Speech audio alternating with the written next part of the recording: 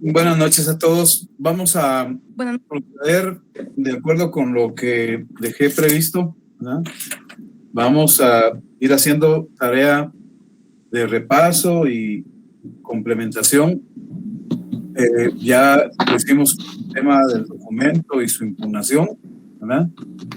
Y vamos a ver ahora el tema 8, que se refiere a la responsabilidad profesional del notario, que incluye también la responsabilidad disciplinaria, que es el tema 4, pero como les dije, acá se incluye, ¿verdad?, el tema 4, porque ahí corresponde, ¿verdad?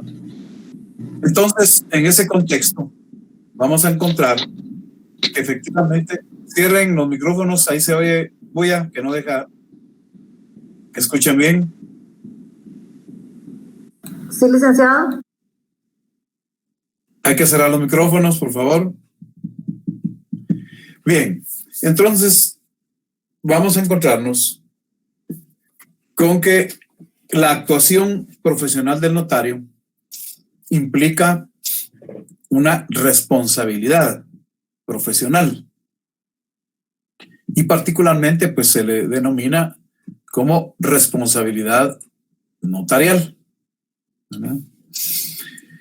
En ese sentido, debe establecerse que existe una doctrina de la responsabilidad notarial, ¿verdad?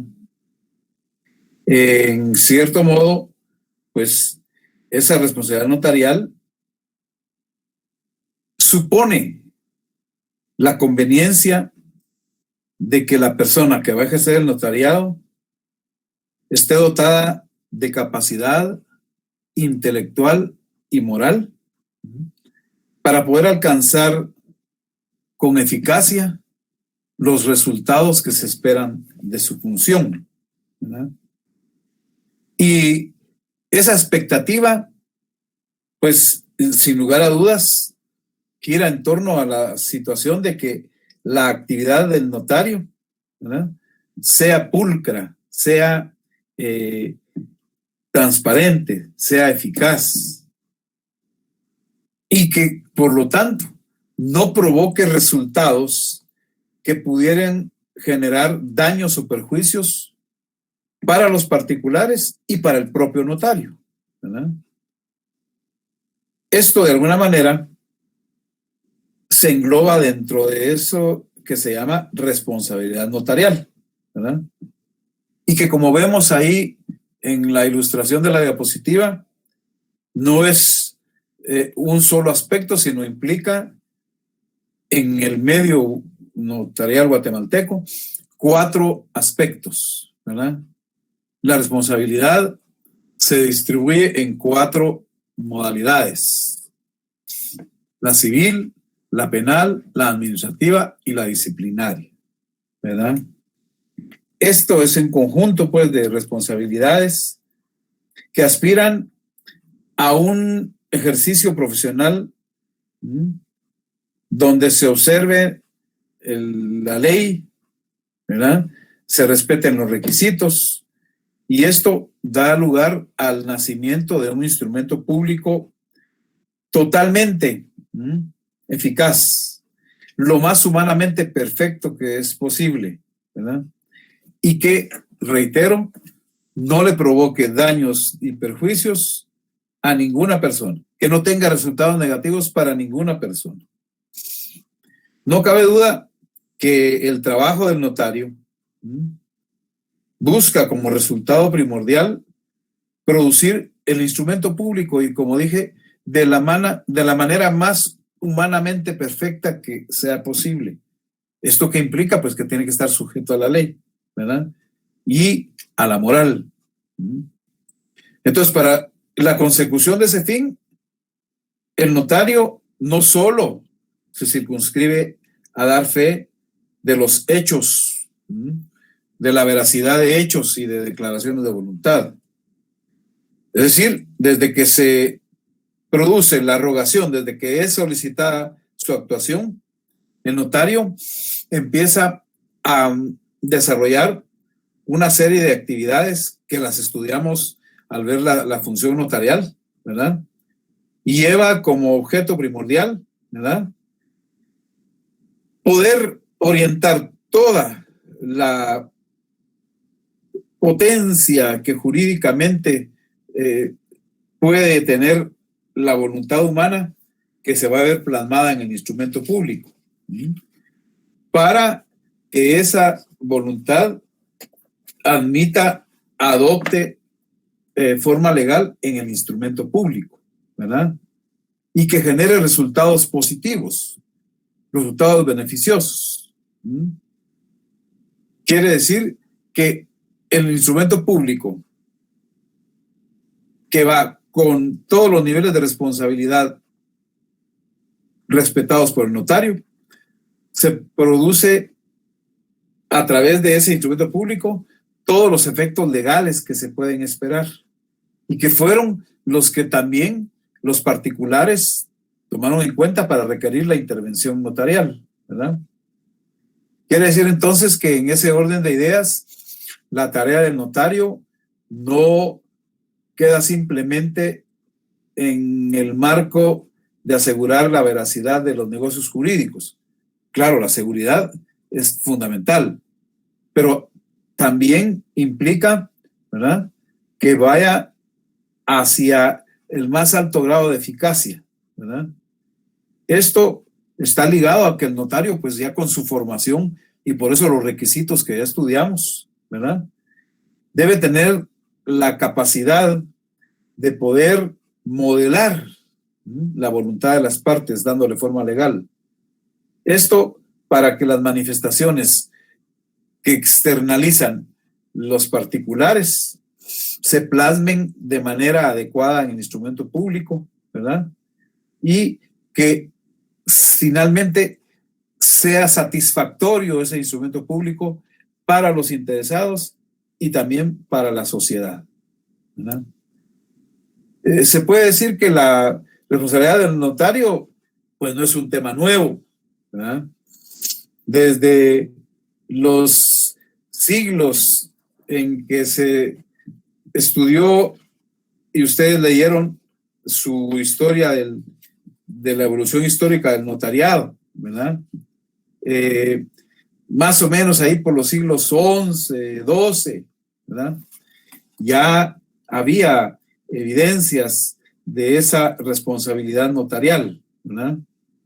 Y se tiene ahí información que desde la época de Alejandro Magno, ¿verdad?, ya se habían dado casos de aplicación de sanciones a los tabulari, que si ustedes recuerdan, son el antecedente de notarios de esos siglos, ¿verdad?, porque se cometió alguna especie de falsedad atribuida a un notario, ¿verdad?, y la sanción fue cercenarle los dedos y el destierro a los responsables de esa falta.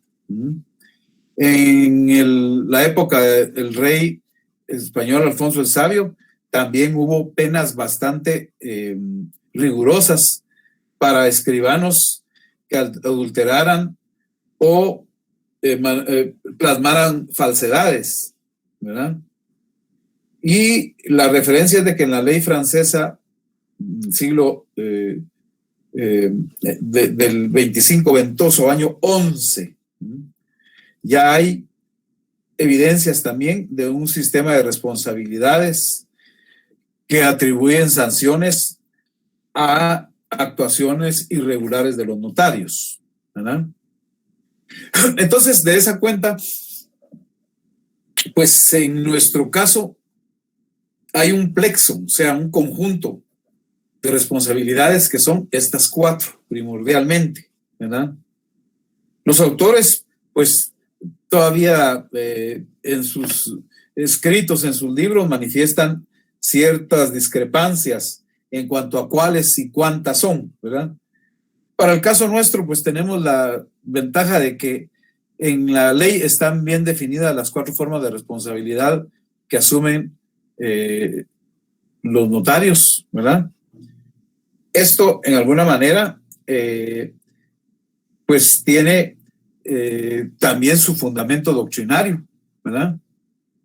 Y en alguna medida, hay autores que comparten esta clasificación, ¿verdad? De alguna forma, al abordar la primera forma de responsabilidad, la responsabilidad civil, tenemos que decir que esta pues va a llevar como cometido que se puedan reparar los resultados dañinos que se producen injustamente debido a una conducta del notario que resulte generadora de daños y perjuicios, ¿verdad? Es decir, que por culpa del notario se generen daños y perjuicios en el sentido más amplio que se pueda pensar, ¿verdad? Y entonces la tarea es reparar los daños y perjuicios. E incluso, si fueren exentos de culpa, hay que reparar, hay que indemnizar, ¿verdad? Entonces, de esa suerte, el autor material de ese daño incurre en responsabilidad objetiva. Esa responsabilidad civil del notario hay que entenderla para nuestro cometido, que es el notariado, ¿verdad? Como parte del efecto que produce una actuación indebida del notario, pero hay que aclarar pues que no es exclusiva del notario la responsabilidad civil, ¿verdad? La responsabilidad civil realmente la tenemos todas las personas dentro de la sociedad, ¿verdad? Y precisamente se caracteriza porque es en esencia de tipo reparador, reintegrador, ¿verdad? Aquí la conclusión de que se da es que todo daño o perjuicio debe repararse, debe indemnizarse, ¿verdad?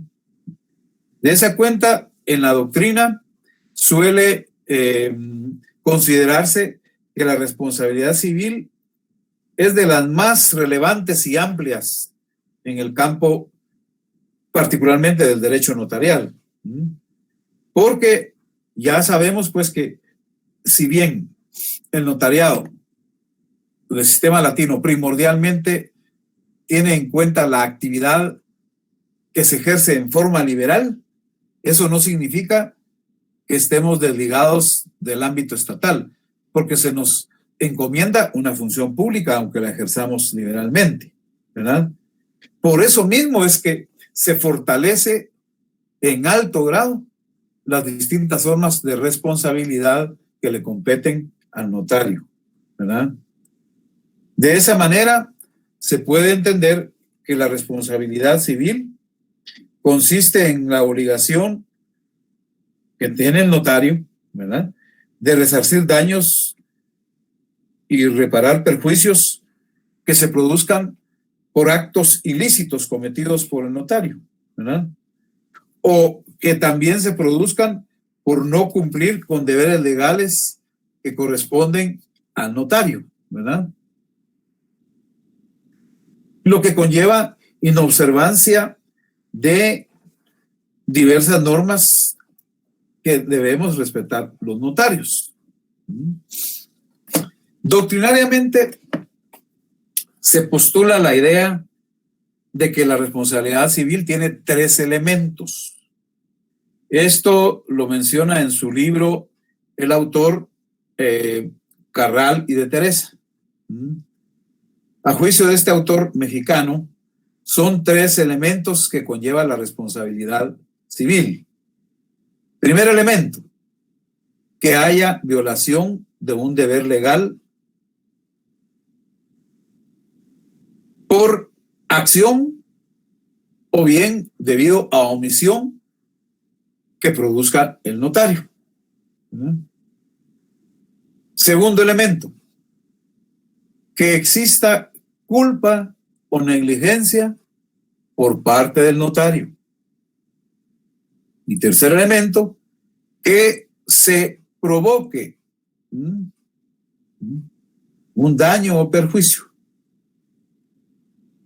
material y objetivamente comprobable, ¿verdad? Entonces, de esa cuenta, vamos a encontrar que en Guatemala el Código de Notariado, de manera pues bastante general, nos da la referencia de la responsabilidad civil notarial en el artículo 35, ¿verdad? Que de manera muy concreta, pues bastante escueta, parca, pero ahí está, ¿verdad? Regula lo siguiente.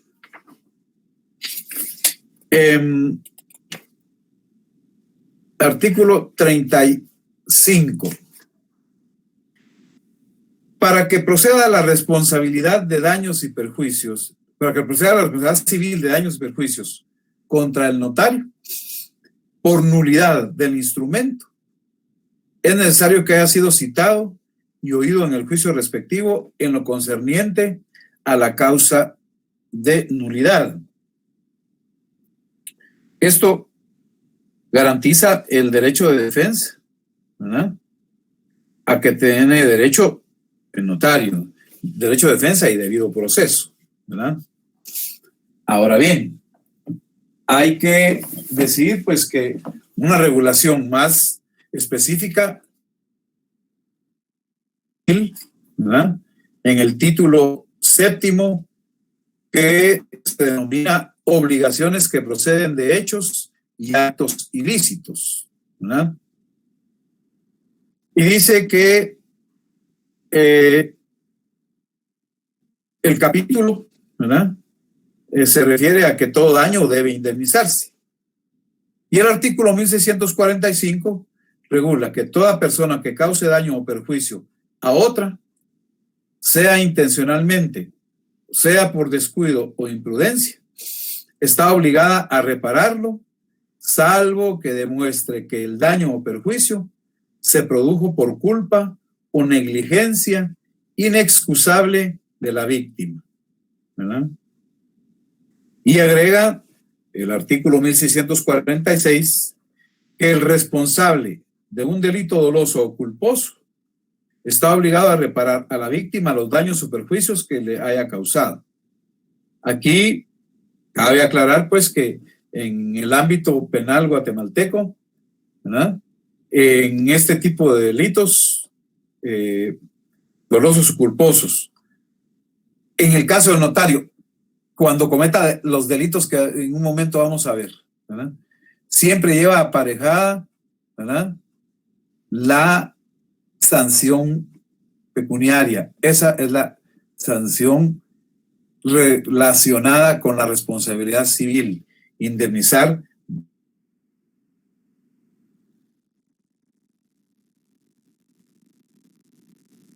cuando establece que la exención de responsabilidad penal no libera de responsabilidad civil, salvo que el juez lo estimare atendiendo a circunstancias especiales del caso, ¿verdad?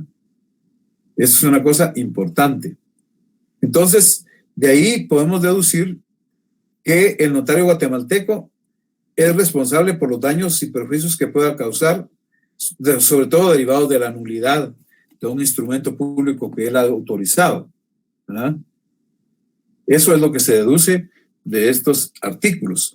Y particularmente el artículo 1645 que ya mencioné, ¿verdad?, y el 1668, ¿verdad?, que contempla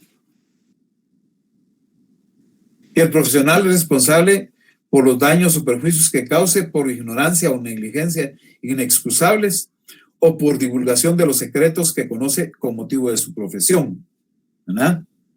Ahí es todavía mucho más específico. Entonces, ese es el contexto dentro del cual se encuadra la responsabilidad civil del notario, ¿verdad? Repito, regulado de manera amplia en el Código Civil, desde el artículo 1645 al 1668, y de manera específica en relación con la nulidad en el artículo 35 del Código de Notariado.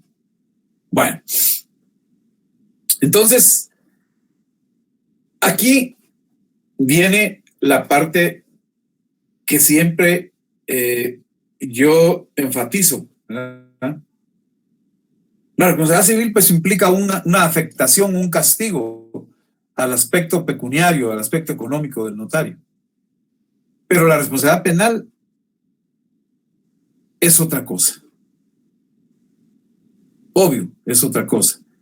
Pero que es para efectos de la situación personal del notario, para la familia y para el propio gremio, ¿verdad? Es mucho más pesada la carga de la responsabilidad penal. La responsabilidad penal, pues indudablemente, se produce cuando el notario, ejerciendo la función notarial, comete un delito. Ojo, los notarios, pues, podríamos incurrir en otro tipo de hechos ilícitos, ¿verdad? Pero pueda darse la situación de que sea en el marco de una cuestión que no tiene que ver con el ejercicio profesional. Entonces, la responsabilidad penal del notario tiene que ver con que se produzca la comisión de ilícitos, de delitos, cuando se está ejerciendo la función notarial. Hay que tener claro ese aspecto, ¿verdad? Y entonces, si se diera la situación de que el notario comete un delito como persona común y corriente, ¿verdad? Aunque es de tipo penal, pues no tiene nada que ver con la función notarial. No se encuadra como responsabilidad notarial. Será responsabilidad normal de todo ser humano que se encuentra en el territorio de la República de Guatemala. Entonces, por esa circunstancia, hay delitos propios en los que puede incurrir el notario como profesional, ¿verdad? En la doctrina a esto se le llama delitos funcionales, porque son ejerciendo una función, ejerciendo la función profesional del notario. En ese orden, ¿por qué existe la responsabilidad penal? Pues precisamente porque su efecto es sancionar los delitos que cometa el notario abusando de la función que le ha sido encomendada, lo cual pone en riesgo la fe pública, pone en descrédito la función notarial, ¿verdad? Entonces esta responsabilidad precisamente implica que se va a producir en la circunstancia en que el notario defrauda la confianza que el Estado le confirió al investirlo con la fe pública, ¿verdad? Y también defrauda a los particulares y a la sociedad, ¿verdad? Porque se está haciendo mal uso de ese privilegio de tener fe pública para generar resultados dañinos, y en este caso de carácter penal. De esa cuenta se define a la responsabilidad penal como la consecuencia que se produce para el notario, la responsabilidad que tiene el notario, primordialmente en los casos en que facciona instrumentos públicos, ¿verdad?, en los que se cometa falsedad, donde haya otros delitos conexos con la falsedad, ¿verdad?, cuando se hacen constar situaciones de derecho y cuestiones de hecho, que en la realidad material, en la realidad objetiva, no existen. O bien cuando el notario, aprovechándose de su investidura, aprovechándose de la función que le fue encomendada, ¿verdad?, realiza actividades relacionadas con el instrumento público en las que el mismo notario está buscando beneficios O bien está buscando beneficios para terceras personas, pero con carácter ilegal. Entonces, no hay que olvidar que toda forma de responsabilidad penal lleva aparejada también siempre la responsabilidad civil. Esto ni más ni menos implica que la responsabilidad penal genera también responsabilidad civil. Entonces, ya cuando estudiamos en el artículo 3 del Código Notariado, cuando vimos los requisitos, y en este caso particular las causas de inhabilitación para ejercer el notariado, vimos en el artículo 3 que hay impedimento cuando se hubiere condenado, en este caso, al notario, ¿verdad?, por falsedad, robo, hurto, estafa, quiebra o insolvencia fraudulenta, cohecho e infidelidad en la custodia de documentos, y en los casos de prevaricato y malversación que establecen los artículos que ya les dije había que actualizar, ¿verdad? Porque ahí en el Código Notariado no se reformó, están artículos de un Código Penal que ya está derogado. Entonces, les pedí desde el momento en que di la clase, ya hace bastantes días, ¿verdad?, que había que poner los artículos que corresponden en la actualidad, ¿verdad? Esto, pues, significa que de alguna manera está esa gama de delitos. Particularmente hay que hacer énfasis en delitos tales como la publicidad indebida, la revelación del secreto profesional, ¿verdad?, los casos especiales de estafa,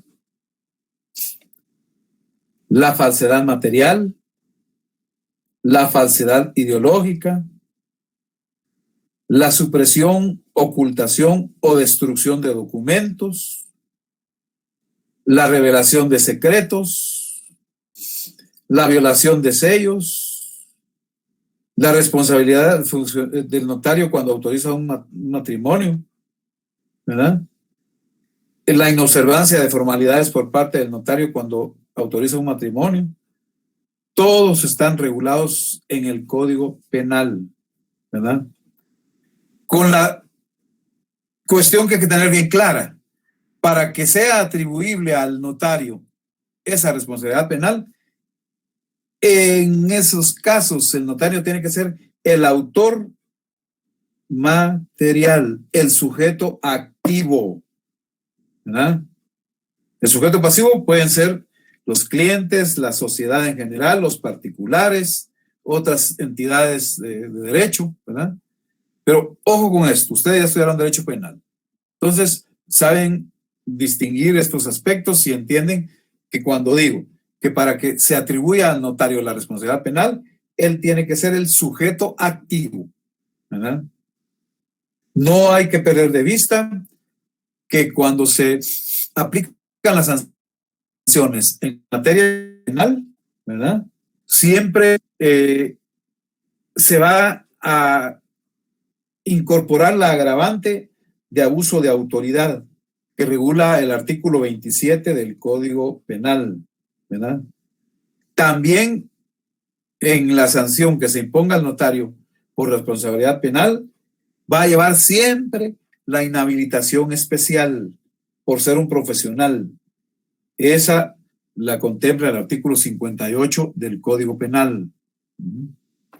Y no nos olvidemos que en materia procedimental regula que cuando se comete un delito o falta, ¿verdad?, se activan dos formas de acción: la penal para sancionar por el delito al responsable que lo comete, ¿verdad?, y la civil para que pague, para que haya resarcimiento de responsabilidades por haber ocasionado daños y perjuicios. Entonces, descubramos por qué yo hago énfasis en que es delicada la cuestión de tipo penal para el notario. Claro, la civil, por supuesto, afecta al patrimonio, ¿verdad? Pero en el tema penal, esa actuación del notario es siempre delicadísima, ¿verdad? Sobre todo cuando media el dolo, esa intención de querer provocar los delitos que están contemplados. Porque eso no solo va a provocar la privación, la restricción de la libertad individual del notario, sino también lo inhabilita, ¿verdad? Y no cabe duda, provoca serios daños morales al prestigio, a la honra de la familia y la propia, ¿verdad? Y también deja en mal predicado al colegio profesional. Ese es el impacto que provoca la responsabilidad penal, ¿verdad? Es un daño verdaderamente irreversible, ¿verdad? Bueno, esta es, a mi juicio, la responsabilidad penal es la de mayor impacto personal, social, gremial, ¿verdad? De ahí, pues, existen otras dos modalidades de responsabilidad. Y pasamos entonces a la administrativa, ¿verdad? Esa responsabilidad administrativa está relacionada con que la actuación del notario, pues ya sabemos que está prevista para que mediante el quehacer notarial, ¿verdad?, el notario dé fe de las declaraciones que emiten los comparecientes, ¿verdad? El notario ahí realiza las funciones notariales, moldea la voluntad de las partes, ¿verdad? Esto pues ya lleva implícito que ahí se van a provocar responsabilidades de tipo civil o de tipo penal, porque si el notario ejerce erróneamente su función, va a verse involucrado en responsabilidad civil y penal, ¿verdad? También el notario asesora a los comparecientes, ¿verdad? Entonces, ahí empieza a vislumbrarse la responsabilidad administrativa, porque el notario en su momento se convierte incluso, nos convertimos en Guatemala en recaudadores del fisco, ¿verdad? Pero los notarios les tenemos que explicar a los particulares, a las partes, acerca de las cargas tributarias e impositivas que provoca cada asunto según su naturaleza, ¿verdad? De alguna manera, particularmente cuando el notario le da vida jurídica, la autenticación, la función autenticadora, cuando el notario, a través de su firma y sello, autoriza el instrumento público, ¿verdad? Ahí ya se abre una nueva ruta de responsabilidad, que es la disciplinaria, porque hay obligaciones posteriores que el notario debe cumplir, ¿verdad? Y también le debe explicar y requerir a las partes, a los interesados, ¿verdad?, el cumplimiento de cuestiones de orden tributario, de orden administrativo, ¿verdad? Entonces, bajo ese ámbito, ¿verdad?, el campo de acción de la responsabilidad disciplinaria implica que también los notarios le tenemos que informar a la administración pública de las transacciones que se han realizado entre los particulares. Y esto, pues, está dentro del marco tributario, dentro del marco fiscal, también en el ámbito registral, ¿verdad? Y en el ámbito de ciertas dependencias o instituciones relacionadas con la actividad notarial, como por ejemplo el archivo de protocolos, el archivo general de protocolos, ¿verdad? Entonces, todo ese conjunto de obligaciones posteriores al otorgamiento de cada instrumento público van a pasar a formar parte de esa responsabilidad administrativa, ¿verdad? Esta, entonces, se provoca cuando surgen deberes, ¿verdad? La función notarial propiamente dicha, ahí ya, digamos, se produjo, pero hay actividades colaterales que hay que cumplir, que están contenidas en normas de tipo administrativo, muchas de ellas, en otras leyes, como en el caso de nuestra ley del IVA, ley del impuesto de timbre fiscal, ¿verdad? Y papel sellado especial para protocolos. De ahí viene esa forma de responsabilidad, ¿verdad? Entonces, en ese ámbito fiscal, el notario en Guatemala, pues es un recaudador del fisco. Si incumple con esas obligaciones, incurre en cuestiones que dan lugar a sanciones de carácter administrativo. De alguna manera, en Guatemala, el notario es recaudador del fisco, ¿verdad? Porque nosotros, como notarios, le decimos a los clientes que hay que pagar los impuestos. Usualmente, los notarios somos los que lo hacemos en nombre de ellos, ¿verdad?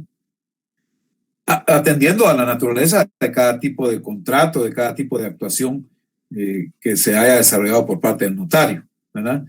Entonces, cuando se adquieren timbres fiscales, ahí se está satisfaciendo un impuesto, ¿verdad? Esto corre por cuenta del cliente, pero el notario en esa función asesora tiene responsabilidad. Porque en la práctica, usualmente a los notarios nos dan las cantidades correspondientes a los impuestos y se efectúan los pagos, ¿verdad? Entonces, ahí hay una suerte de responsabilidad también. Pero de manera muy puntual, ¿qué actividades propiamente notariales? Fíjense pues, que las otras que he mencionado hasta el momento son complementarias, pero ¿qué actividades propiamente notariales generan la responsabilidad disciplinaria? Bueno, todo esto está contemplado primordialmente en el Código de Notariado. Fíjense pues. 1, pago de apertura del protocolo. 2, depositar el protocolo en los casos que regula el propio Código de Notariado. Ese tema lo vamos a ver en el último punto del programa.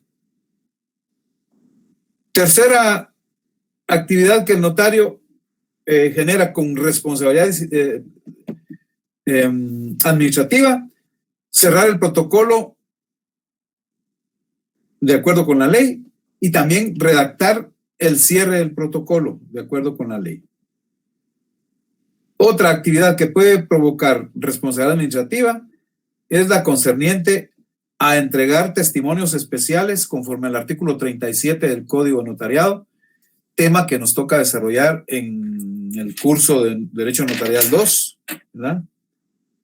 También extender avisos que el Código de Notariado señala como los avisos trimestrales que contempla el artículo 37 del Código Notarial.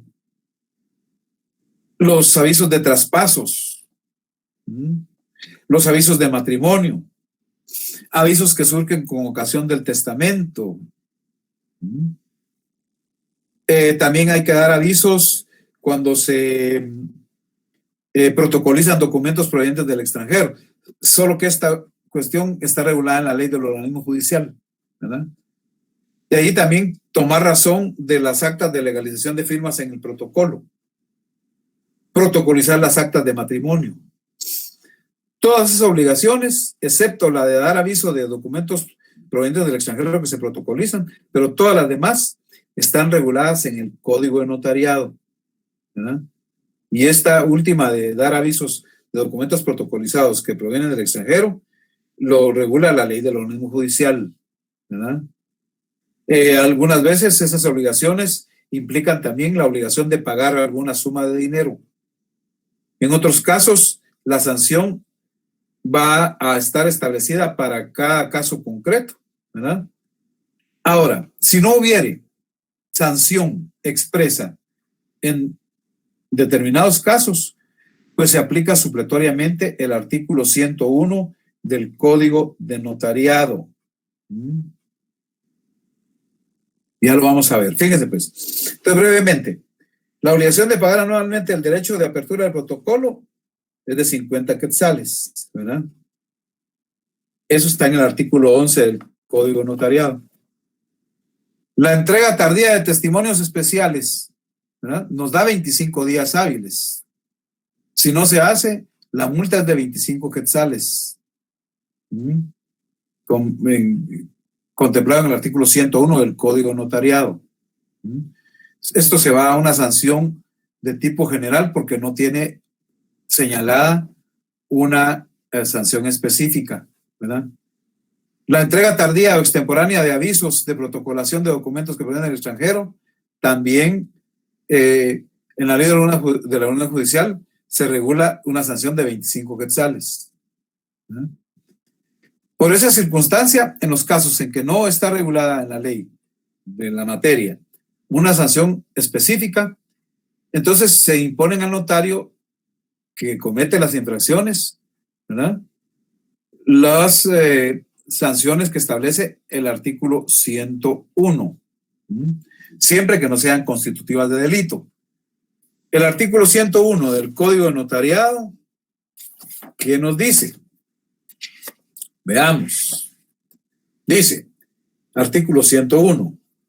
Las demás infracciones a que se refiere esta ley serán sancionadas por la Corte Suprema de Justicia siempre que no constituyan delito o por el tribunal que conozca en su caso, pudiendo amonestar o censurar al notario infractor o imponerle una multa que no excederá de 25 quetzales. En caso de reincidencia, las multas podrán ser hasta de 100 quetzales o suspensión de un mes hasta un año. La sanción se hará en auto acordado con justificación de motivos. El artículo 102 establece que la Secretaría de la Corte Suprema de Justicia llevará un libro en el que se asentarán las resoluciones que sancionen las infracciones en que incurran los notarios o copia de las que dictaren otros tribunales. Y el artículo 103 dice que para los efectos de la suspensión en caso de delito, los tribunales que conozcan del asunto comunican a la Corte Suprema de Justicia el auto de prisión o sentencia que se dicte contra el notario, ¿verdad? Vale. Entonces, supletoriamente, pues aplica el artículo 101, ¿verdad? Hay que reconocer que efectivamente las responsabilidades de tipo administrativo no solo están en el Código de Notariado, sino que en otras leyes, ¿verdad? Entre las cuales está el Código Civil, la Ley del Organismo Judicial, ¿verdad? Y en ese contexto, pues, se produce lo concerniente a la responsabilidad administrativa, ¿verdad? Bueno, y también está muy bien regulada la cuarta forma de responsabilidad que aplica en el medio guatemalteco para el notario, que es la responsabilidad disciplinaria. Con la aclaración que esa responsabilidad disciplinaria es común a todos los profesionales, ¿verdad? Porque ustedes saben que existen colegios profesionales para las distintas profesiones, ¿verdad? Pero aquí lo vamos a encuadrar con la figura del notario.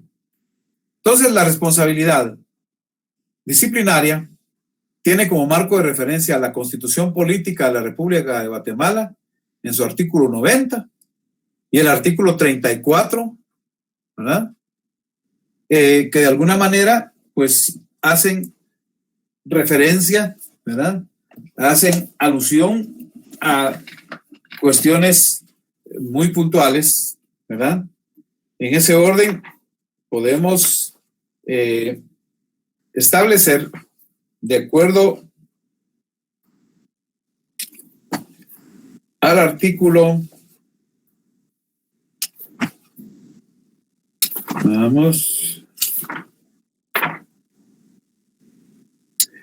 34. El artículo 34 dice que se reconoce el derecho de libre asociación.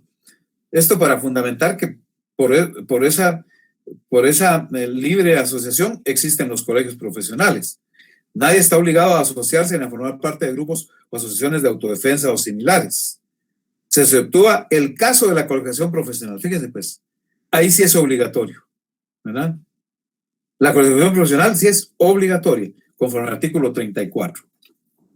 Y el artículo 90 constitucional, ¿verdad?, dice claramente: colegiación profesional.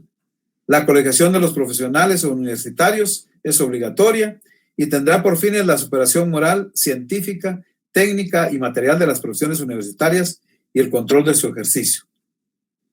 Los colegios profesionales como asociaciones gremiales con personalidad jurídica funcionarán de conformidad con la ley de colegiación profesional obligatoria y los estatutos de cada colegio se aprobarán con independencia de las universidades de las que fueren egresados sus miembros. Contribuirán al fortalecimiento de la autonomía de la Universidad de San Carlos de Guatemala y a los fines y objetivos de todas las universidades del país. En todo asunto que se relacione con el mejoramiento del nivel científico y técnico cultural de las profesiones universitarias, las universidades del país podrán requerir la participación de los colegios profesionales. También, por supuesto, ahí tiene significación específica el decreto 72-2001, que es la ley de colegiación profesional obligatoria, ¿verdad?, y que regula de manera expresa en su artículo 1, ¿verdad?, que hay obligatoriedad, ¿verdad?, porque el artículo en el epígrafe dice obligatoriedad y ámbito. Y voy a leer este párrafo primordial que dice: la obligación, la colegiación de los profesionales universitarios es obligatoria tal como lo establece la Constitución Política de la República, ¿verdad? Vale. Entonces, en ese contexto, la responsabilidad disciplinaria, ¿verdad?, tiene un marco de regulación muy puntual. En ese contexto, al leer la ley de colegiación profesional obligatoria, establecemos que hay 4 órganos que integran cada colegio profesional: su asamblea general, que la formamos todos los colegiados; la junta directiva, que se integra mediante elección de 7 miembros; el tribunal de honor, que tiene 7 miembros titulares y 2 suplentes; el tribunal electoral, 5 miembros titulares y 2 suplentes. Aquí el fundamental es el tribunal de honor, ¿verdad?, porque es el que impone las sanciones disciplinarias. Entonces, la junta directiva, pues se le da la atribución de que ejecute las sanciones que se imponen a los colegiados por parte del tribunal de honor. Pero el que las impone entonces precisamente es el tribunal de honor. No hay que perder de vista ese factor, ¿verdad?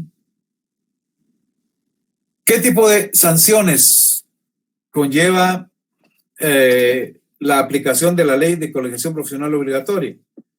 Pues el artículo 26 de esa ley, ¿verdad?, regula que van a ser estas: sanción pecuniaria,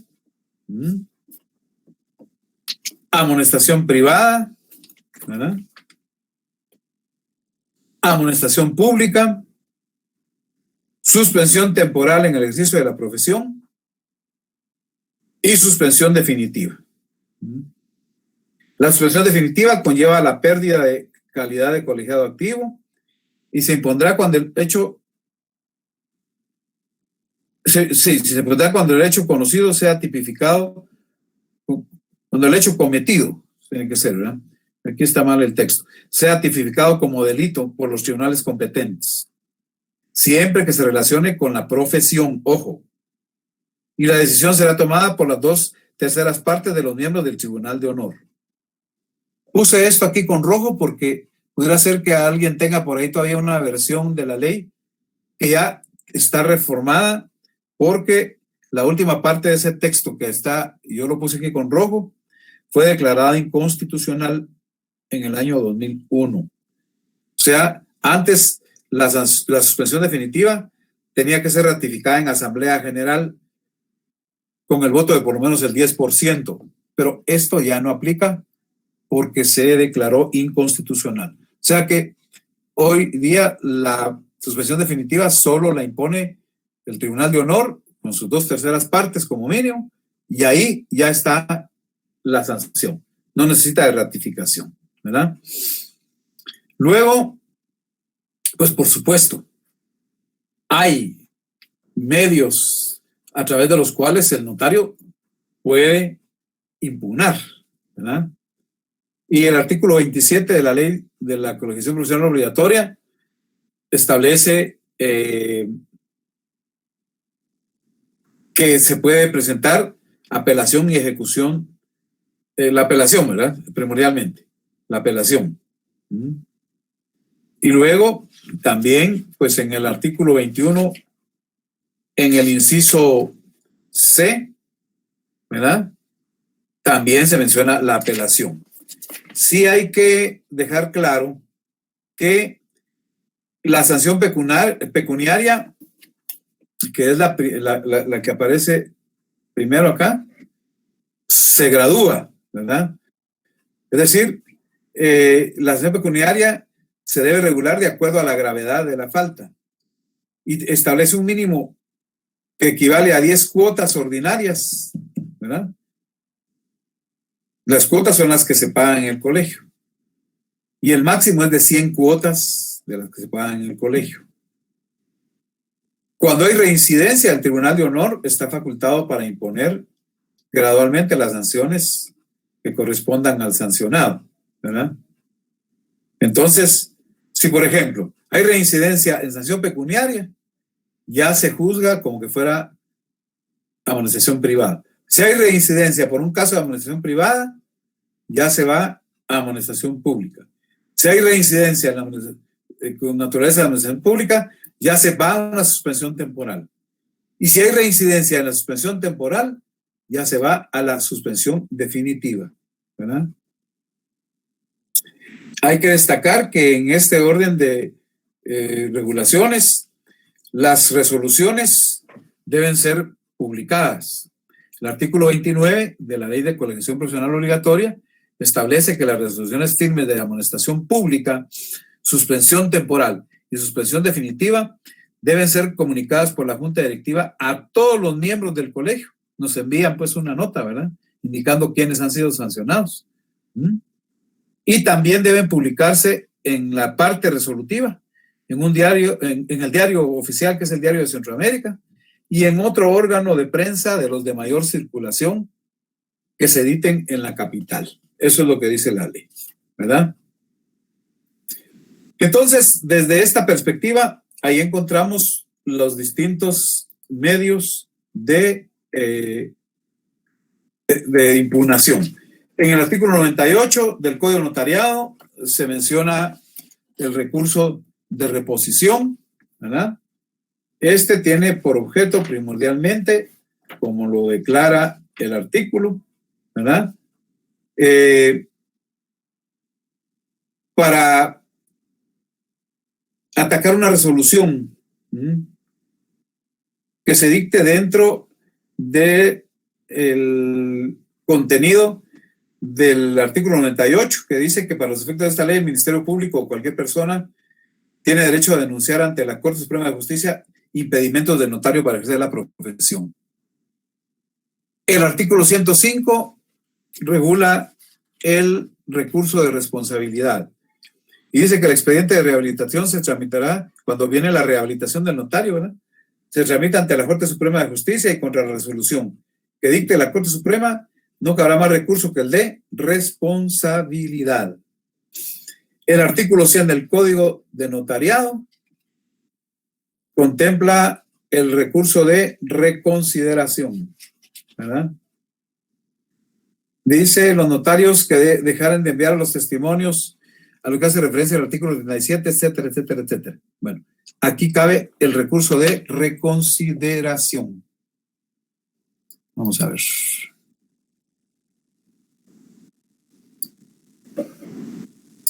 Recurso de reconsideración, ¿verdad? Y el artículo 107 contempla la apelación, ¿verdad?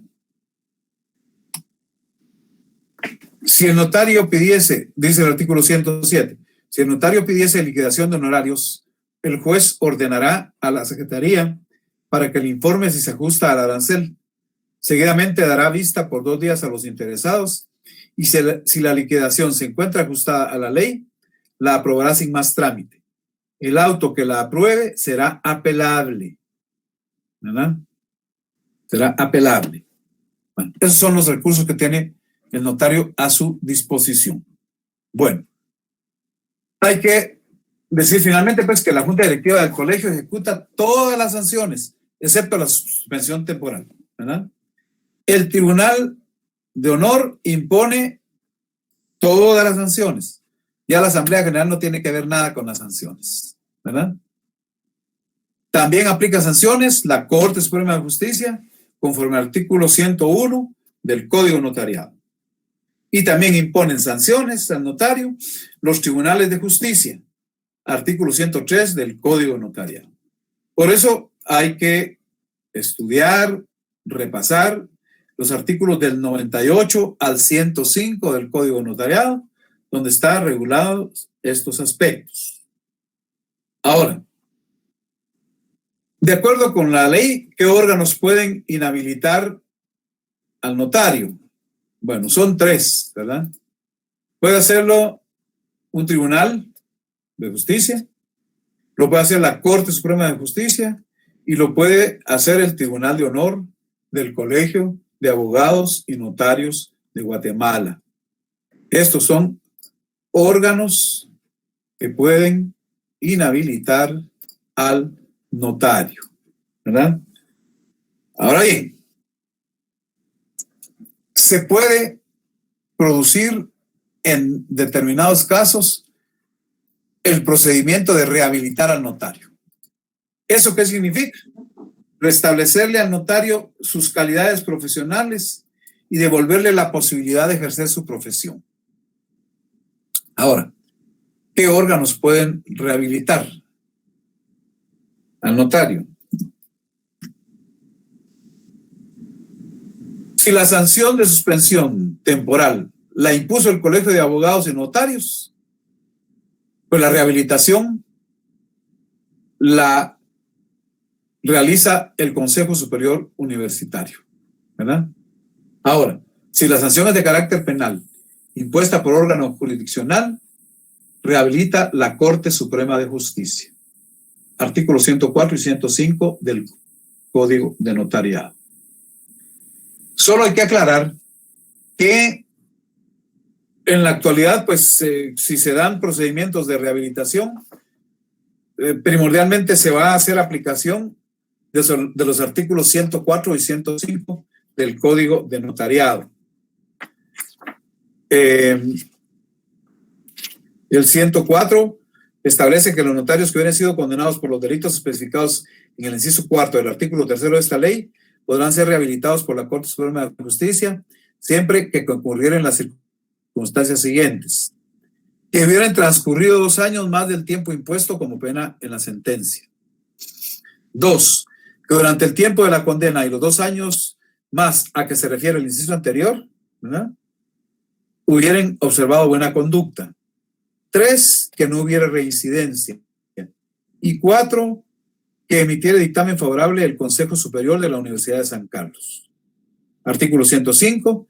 El expediente de rehabilitación se tramitará ante la Corte Suprema de Justicia y contra la resolución que esta dicte no cabrá más recursos que el de responsabilidad. Bueno, hay que aclarar que desafortunadamente en la actual ley de colegiación profesional obligatoria no se contempló, no se incluyó el procedimiento de rehabilitación, ¿verdad? No se incluyó. Entonces, pues hay allá alguna laguna que se satisface un poco siguiendo, por analogía, un procedimiento como el que se describe en el Código de Notariado. La ley de colección profesional obligatoria anterior, la que fue derogada, sí contenía el procedimiento. La ley actual no. En síntesis, hay que decir que la responsabilidad disciplinaria, pues, está orientada a proteger los intereses de los particulares, de la sociedad, controlando el ejercicio notarial para evitar que se incumpla con las normas que rigen el actuar del notario, ¿verdad? Y que en caso de incumplimiento que provoque resultados perniciosos, dañinos, negativos para los particulares, pues se apliquen sanciones, ¿verdad?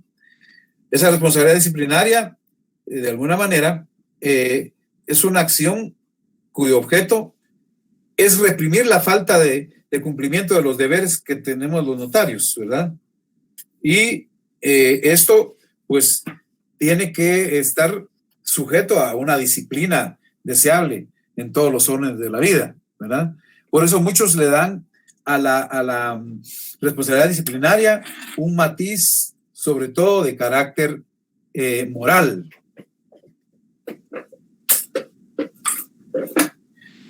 Y en alguna medida, pues se va a sancionar con medidas que de alguna manera en la doctrina dice que pueden ser de 4 clases esas sanciones. Actos de, la fuente de que pueden devenir esas sanciones puede ser actos de incorrección personal, ¿verdad? Todo profesional tiene que conducirse de manera correcta. Actos de incorrección profesional. Ya esto tiene que ver con el ejercicio específico de la función notarial. La falta de deberes funcionales, ¿verdad? No atender lo que la función notarial pide. Y falta de deberes corporativos. Si se observan aspectos que son de interés del colegio profesional, en el caso nuestro del Colegio de Abogados y Notarios, pues se produce esa forma de responsabilidad disciplinaria. Entonces, las fuentes de responsabilidad disciplinaria primordiales en la doctrina se dice que son, por un lado, primero, infringir normas internas de régimen y gobierno en el caso del notario, ¿verdad? Otra fuente, la número 2, sería infringir normas externas de carácter público, sobre todo, que dañan el prestigio, dañan el decoro profesional y primordialmente dañan el carácter institucional del Colegio de Abogados y Notarios. Y la tercera fuente de responsabilidad disciplinaria también se considera que es la conducta del notario, que aunque no infrinja normas jurídicas concretas, pone en riesgo el prestigio de la profesión, ¿verdad? En suma, la responsabilidad disciplinaria, ¿verdad?, está más dirigida a la observancia de la ética profesional para evitar que se desprestigie la profesión y el colegio en que estamos aglutinados, ¿verdad? Y el Tribunal de Honor, pues, es el que le compete establecer las sanciones. Bueno, eso sería la tarea de refrescamiento y de repaso de la responsabilidad profesional del notario. Hago énfasis en que para el segundo examen parcial incluye el tema 6, que es la fe pública, el tema 7, que es la relación notarial, el tema 8, incluido el 4 también, que es lo que acabo de repasar, responsabilidad profesional del notario, y el tema 9, que se refiere al documento. Ya la impugnación no, eso lo dije, ¿verdad?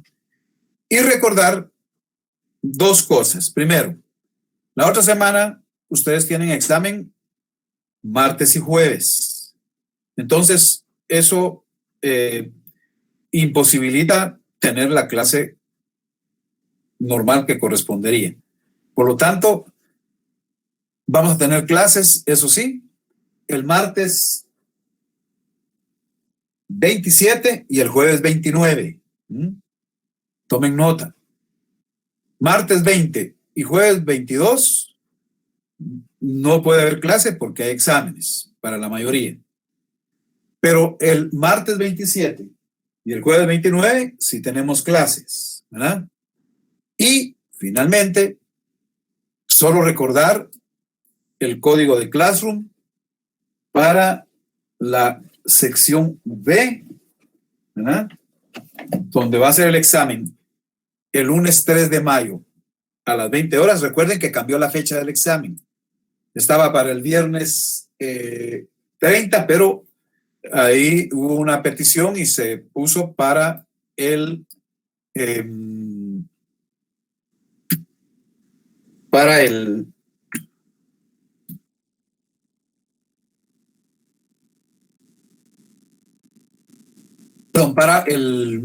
lunes 3 de mayo. Entonces, el código para sección B es OFJG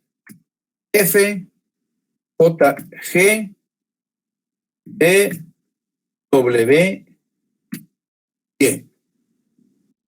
OFJG DWY. Ahí estará el examen. Muy bien. Entonces, para el martes 27 haré repaso del tema de la relación notarial y el jueves 29 haré repaso de la fe pública. ¿De acuerdo? Bueno, si hay alguna pregunta, algún comentario, con gusto lo escuchamos.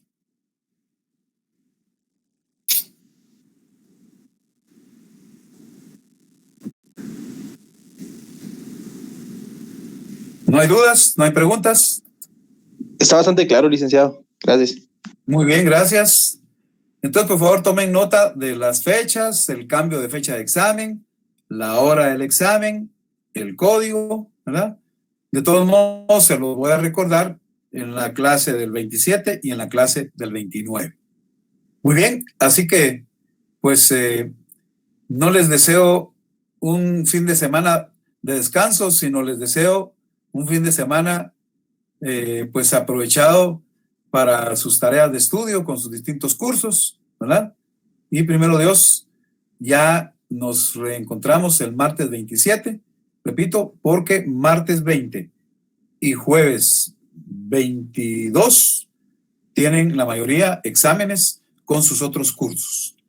Así que les deseo feliz noche y nos comunicamos el martes 27. Gracias, licenciado. Feliz noche. Igualmente. Feliz noche, licenciado. Gracias.